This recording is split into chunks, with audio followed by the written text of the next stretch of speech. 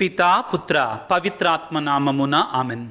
క్రీస్తునాథుని యందు మిక్కిలి ప్రియ సహోదరి సహోదరులారా, ఈ తపస్సు కాల ధ్యానాలకి మిమ్మందరినీ ప్రేమతో ఆహ్వానిస్తున్నాను. మత్తయి శుభవార్త 4వ అధ్యాయము 1-2 పవిత్ర వచనములు. అంతట యేసు సైతానుచే శోధించబడుటకై ఆత్మ వలన ఎడారికి కొనిపోబడెను. 40 రేయింబవళలు ఉపవాసములతో గడిపిన పెదప ఆయన ఆకలిగొనెను. క్రీస్తునాథుని యందు మిక్కిలి ప్రియులగు సహోదరి సహోదరులారా, క్రైస్తవులందరికీ కూడా అతి పరిశుద్ధమైన కృపాకాలమైనటువంటి తపస్సు కాలం, క్రీస్తు శ్రమల కాలం, పాస్కా ఆయుత్త కాలములో మనందరం కూడా అడుగు పెడుతున్నాం. ఈ శ్రమల కాలం ప్రతి క్రైస్తవుడు కూడా నిష్ఠగా పాటించి దేవుని యొక్క కృపను పొందుకోవటానికి బహు గొప్ప అవకాశం. ప్రియులకు దేవుని బిడ్డలారా, మనందరము కూడా ఈ శ్రమల కాలాన్ని ప్రారంభించుకుంటున్నప్పుడు మనకి ఎక్కువగా వినపడే మాట ఏమిటి అంటే 40 రోజుల శ్రమల కాలం, 40 రోజుల పాస్కా ఆయుత్త కాలం అనే మాటని మనం ఎక్కువగా వింటూ ఉంటాం. ఏ విధంగా మనకి ఈ శ్రమల కాలం 40 దినాలుగా నిర్ణయించబడింది? ఏ విధంగా ఈ 40 దినాలు మాత్రమే ఈ శ్రమల కాలంలో ఉండాలి అనే నిర్ణయం జరిగింది అంటే మనందరం గుర్తుపెట్టుకోవాల్సింది ఏమిటి అంటే ఇది 100% బైబిలు ఆధారంగా నిర్ణయించబడినటువంటిది. అన్నిటికంటే మొట్టమొదటి కారణం ప్రియులారా, యేసు ప్రభువే స్వయంగా తన బహిరంగ జీవితాన్ని, తన దైవరాజ్య స్థాపనని ప్రారంభించటానికి ముందు ఆయనే స్వయంగా 40 దినాల పాటు ఉపవాసం ఉండి ప్రార్థన చేశారు. క్రైస్తవులందరికీ కూడా క్రీస్తు ప్రభు మాదిరి, ఆయనే సుమాతృక, ఆయనే ఆదర్శం.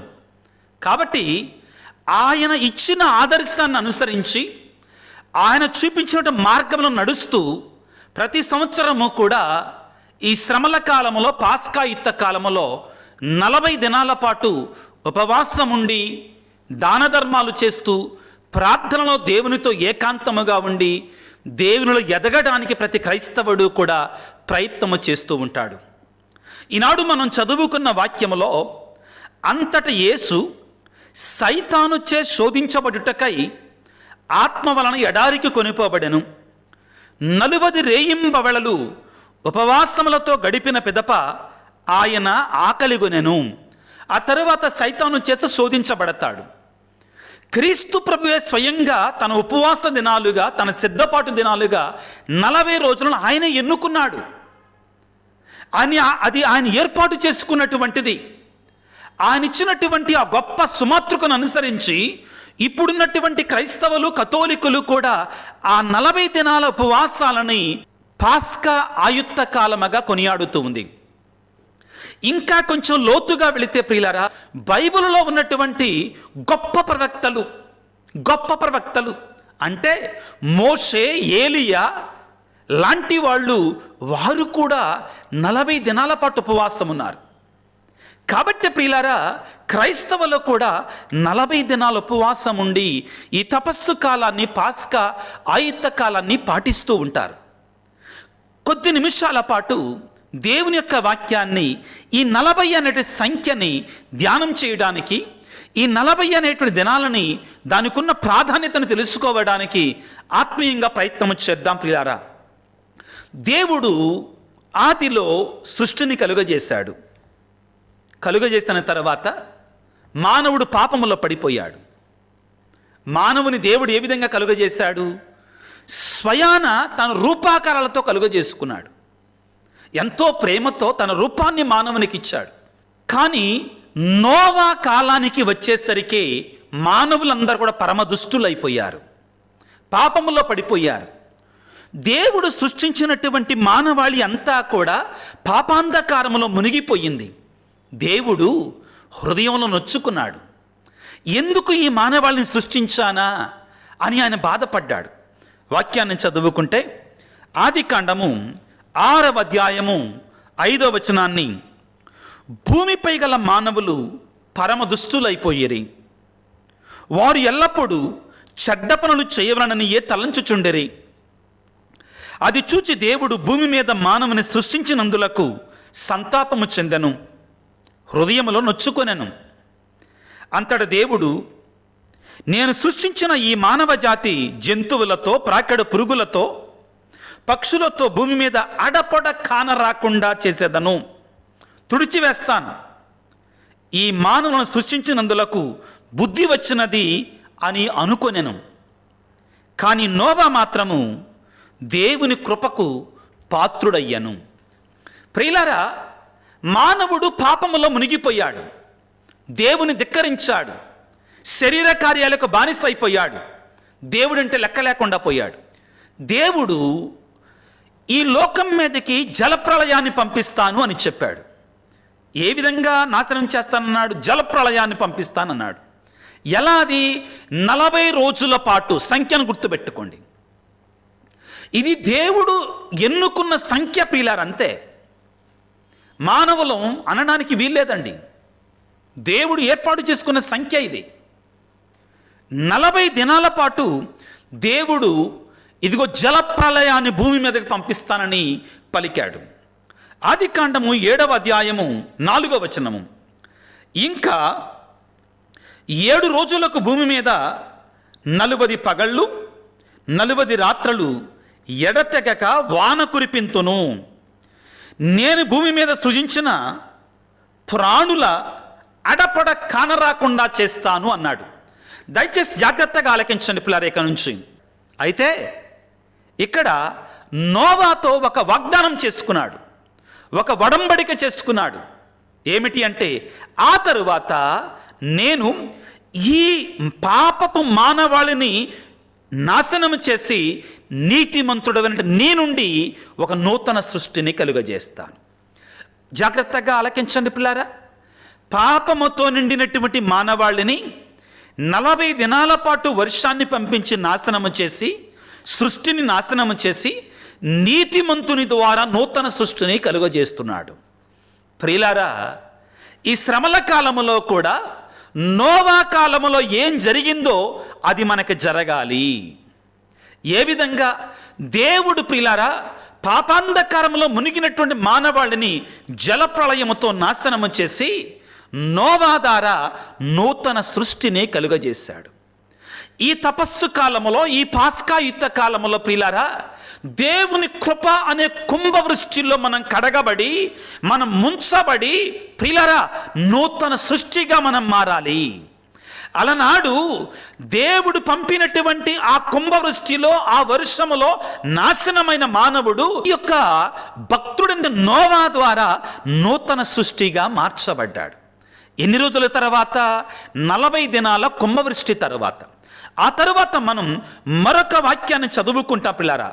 కుంభవృష్టి అయిపోయింది. కుంభవృష్టి అయిపోయిన తర్వాత మరలా ఏం జరుగుతుందో చూద్దాం. ఆదికాండము 8వ అధ్యాయం 6వ వచనము, 40 రోజులు అయిన తర్వాత నోవా ఓడ కిటికీని తెరచెను, నీరు తగ్గినో లేదో తెలుసుకొనుటకు ఒక కాకిని వెలుపలకు విడిచెను. మరలా ఎన్ని రోజుల తర్వాత అంటే 40 దినాల తర్వాత. ప్రియులారా, ఆదిలోనే ఈ 40 దినాలు అనేటువంటి దానికి దేవుడిచ్చినటువంటి గొప్ప ప్రాధాన్యత. అదేవిధంగా ఇశ్రాయేలు ప్రజలు ఐగుప్తు బానిసత్వంలో రగ్గుతూ ఉండగా వారిని విడిపించుకొని రావటానికి మోషేని ఎన్నుకొని వారి వద్దకు పంపించి ఇశ్రాయేలు ప్రజలని వాగ్దాన భూమికి నడిపించటానికి దేవుడు ఏర్పాటు చేసుకున్న సంవత్సరాలు అక్షరాల 40 సంవత్సరాలు. ఇది దేవుని ఏర్పాటు. మీలో కొంతమంది ఇశ్రాయేలు దేశం వెళ్ళి ఉండవచ్చు, ఆ యొక్క హోలీ ల్యాండ్ టూర్కి వెళ్ళి ఉండవచ్చు. బస్సు మీద ప్రయాణం చేస్తే ఇశ్రాయేలు దేశం నుండి ఈ యొక్క ఐగుప్తు దేశానికి, లేకపోతే ఈజిప్ట్ నుండి ఇశ్రాయేలు దేశానికి ఒక ఫుల్ రాత్రి, ఒక ఫుల్ పగలు, మహా అయితే ఒక రాత్రి ఒక పగలు పడుతుందండి. నడిస్తే ఒకవేళ 40 రోజులు అనుకుందాం, 50 రోజులు, 100 రోజులు అనుకుందాం. కానీ ఎన్ని సంవత్సరాలు నడిపించాడు దేవుడు? 40 సంవత్సరాల పాటు వారిని నడిపించాడు. మరొకసారి 40 అనేటువంటి సంఖ్య ప్రియులారా. దేవుడు ఇశ్రాయేలు ప్రజలని విడిపించటానికి, విమోచించటానికి ఎన్నుకున్నప్పుడు, నిర్ణయించుకున్నప్పుడు, వారి యొక్క ఆక్రందనని విన్నప్పుడు దేవుడు మోషేని ఎన్నుకున్నాడు. ఎలా ఎన్నుకున్నాడు? ఆయనను కూడా ఎడారిలో 40 సంవత్సరాల పాటు పరీక్షించాడు. తన మామ దగ్గర, ఇత్రో దగ్గర. వాక్యాన్ని చదువుకుంటే పిల్లరా, అపోస్తుల కార్యాలు 7వ అధ్యాయము 29-30 వచనాలు మనం చదువుకుంటే, మోషే అది విని ఐగుప్తు నుండి పారిపోయి మిద్యాను సీమలో నివసింపసాగెను. అక్కడ అతనికి 2 కుమారులు కలిగిరి. 40 సంవత్సరములు గడిచిన తరువాత ఒకనాడు సీనాయి పర్వతపు ఎడారి యందు మండుచున్న పొదలో మోషే దేవుని కలుసుకొనెను. ప్రియులారా, జాగ్రత్తగా ఆలకించడానికి ప్రయత్నించండి. 40 అనే సంఖ్య ఎవరో ఏర్పాటు చేసుకున్నది కాదండి. ఇది దేవుని యొక్క నిర్ణయం, దేవుని సంఖ్య, దేవుని యొక్క సంకల్పం. ప్రియులకు దేవుని బిడ్డలారా, మోషేని దేవుడు ఆ యొక్క ఐగుప్తు రాజు ఫరో దగ్గర నుంచి కావాలని ఒక ఐగుప్తుడిని చంపాడు. ఆ పూర్వపరాల్లోనికి మనం వెళ్ళట్లేదండి. అదేవిధంగా తరువాత ఒక ఇశ్రాయేలుని కూడా మరి ఎందుకని మీరు కొట్టుకుంటారు అని అన్నందుకు, ఐగుప్తుడిని చంపినట్టుగా మమ్మల్ని కూడా చంపాలనుకుంటున్నావా అనేసరికి భయం కలిగి పారిపోయాడు. ఇది దేవుని యొక్క ఏర్పాటు పిల్లారా. ఎన్ని సంవత్సరాలు ఉన్నాడు ఎడారిలో? 40 సంవత్సరాలు పరీక్షించబడ్డాడు. సిద్ధపరిచాడు దేవుడు మోషేని. కాబట్టి ప్రియులారా, ఈ 40 అనే సంఖ్య అపోస్తుల కార్యాలు 7వ అధ్యాయం 29-30 వచనాలలో మనకేమని తెలుస్తుంది? మోషేని దేవుడు తన మామైనటి ఇత్రో దగ్గర 40 సంవత్సరాల పాటు ఎడారిలో పరీక్షించాడు. ఆ తర్వాత మరలా నడిపించాడు. ఆ తర్వాత మరొక 40 సంవత్సరాల పాటు ఇశ్రాయేలు ప్రజలతోటి ఐగుప్తు దేశం నుండి వాగ్దాన భూమికి నడిపించాడు. ప్రభునందు ప్రియులారా, నేను ప్రారంభంలో ఒక మాట చెప్పాను.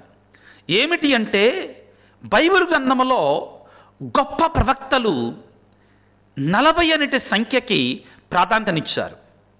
ఉదాహరణకి మోషే ప్రవక్త సీనాయి కొండ మీదకి వెళ్ళిన తర్వాత అక్కడ 40 దినాల పాటు దేవునితో ముఖాముఖిగా ఉన్నాడు.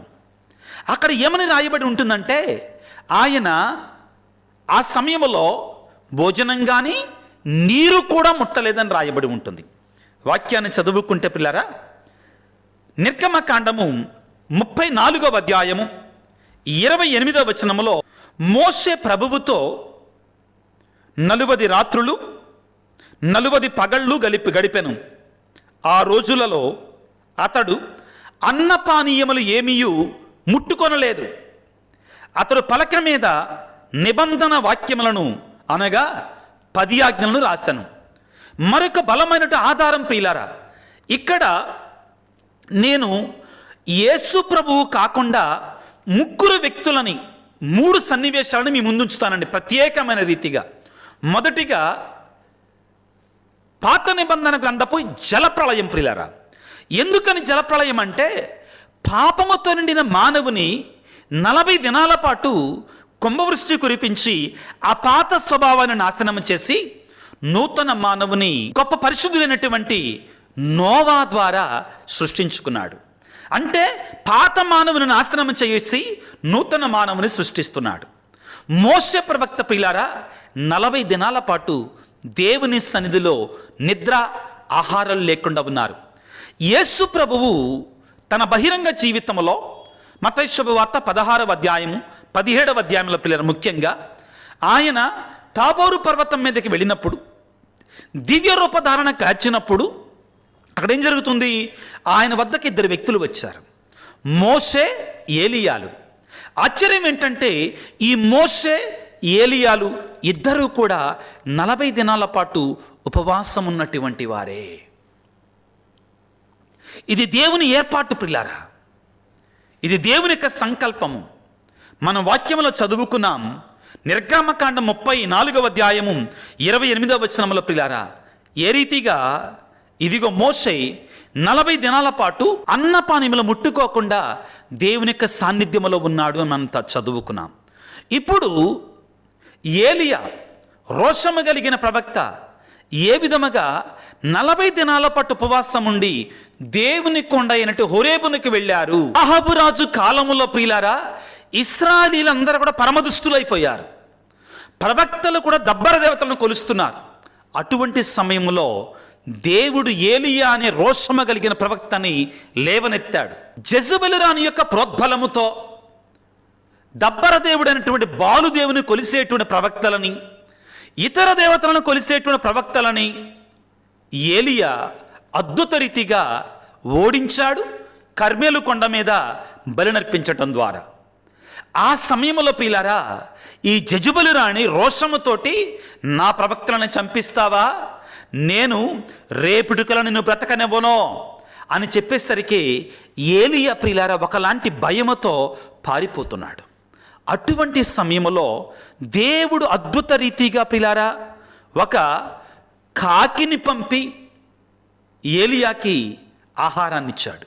రాజుల మొదటి గ్రంథము 19వ అధ్యాయము 8వ వచనాన్ని చదువుకుందాం. ఏలియా లేచి రొట్టెను తిని నీళ్లు త్రాగెను.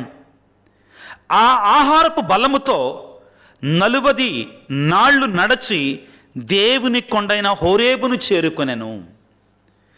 ఏలియా సన్నివేశం మనకేమి నేర్పిస్తుంది అంటే, ఈ లోకములో మనం జీవిస్తుండగా మనకి ఎంత ఆత్మీయ బలం ఉన్నా కానీ, మనకు ఎంత ఆత్మీయ శక్తి ఉన్నా కానీ ప్రియులారా, కొన్నిసార్లు మనం మన బలాన్ని నూతనీకరించుకోవాలి.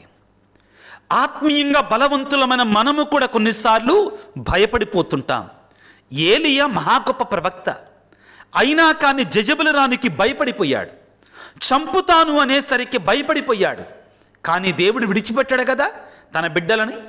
దేవుడు ఏలియా వద్దకు ఆహారాన్ని ఇచ్చి 40 దినాల పాటు ఉపవాసం ఉండి అతడు దేవుని కొండైన హోరేబును చేరుకొని అక్కడ దేవుని కలుచుకున్నాడు. దేవుని శక్తిని పొందుకున్నాడు. దేవుని నుండి ఆదరణ పొందుకున్నాడు. ఆ తరువాత మరలా ఆయన దేవుని పక్షాన పోరాడాడు ప్రియులారా. ఈ రీతిగా పాత నిబంధన గ్రంథములో ప్రియులారా ఎంతోమంది ప్రవక్తలు 40 దినాల పాటు ఉపవాసం ఉండి ప్రార్థన చేయటం, దేవుని కలుసుకోవటం, దేవుని శక్తిని పొందటం, దేవుని సన్నిధిలో ఉండడాన్ని మనం చూస్తూ ఉంటాం. ఇక చివరిగా నేను ఈ రోజున మీకు ఇవ్వాలనుకున్న ఉదాహరణ ప్రియులారా, యోనా ప్రవక్త జీవితంలో నినివే ప్రజల ద్వారా దేవుడిచ్చిన సందేశం. నినివే పట్టణం యూదుల పట్టణం కాదు, అన్యుల పట్టణం. ఈ నినివే పట్టణం పరమ పాపముతో నిండిపోయింది, ఘోరమైనటువంటి పాపాలతో నిండిపోయింది.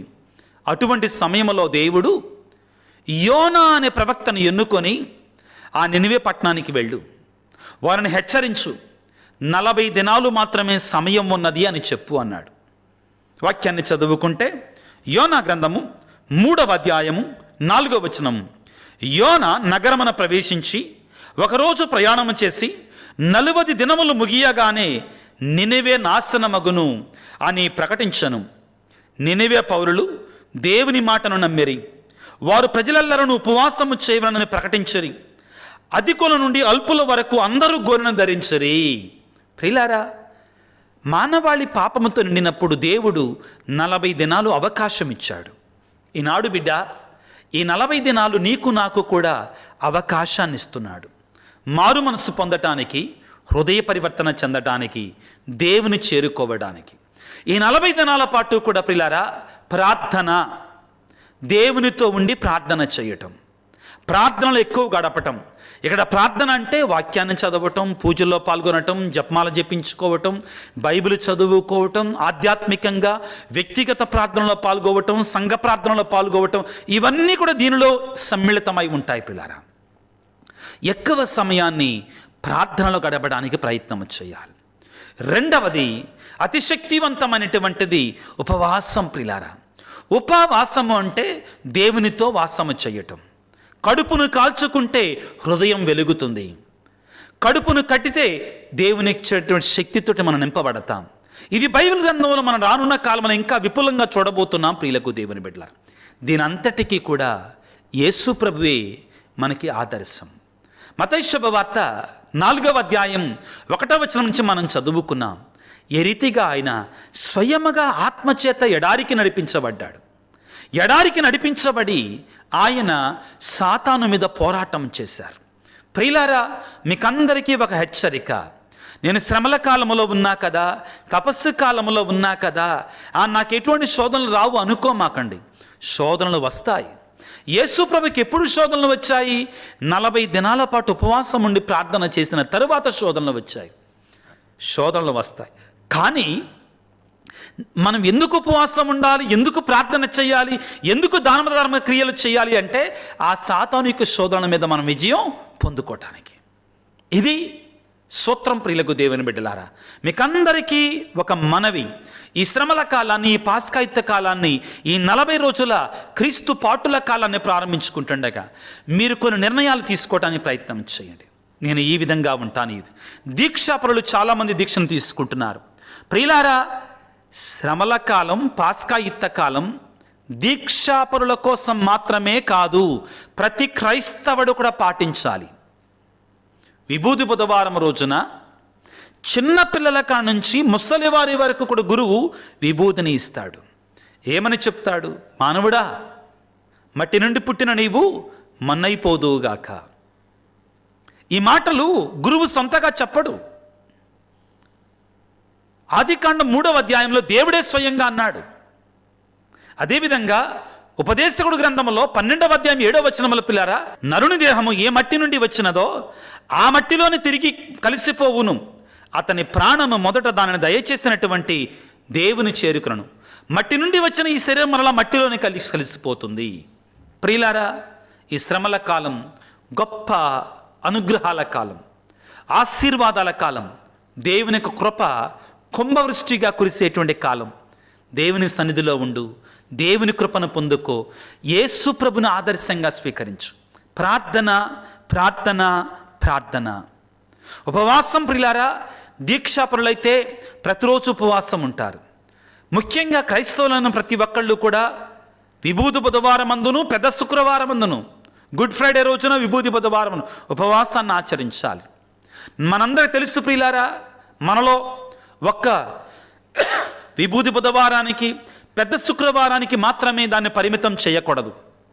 మనలో ఎంతోమంది బుధవారం, శుక్రవారం, ఇంకా కొంతమంది దీక్షను బహిరంగంగా తీసుకోపోయినా కానీ ప్రతిరోజు ఉపవాసం చేసేటువంటి వారు ఉన్నారు. అయితే ఉపవాసముతోటి ఆగకుండా ఆత్మీయంగా నూతనీకరణ పొందుకోవడానికి ప్రయత్నం చేయాలి. దేవుడిచ్చిన ఈ అవకాశాన్ని సద్వినియోగం చేసుకోవాలి.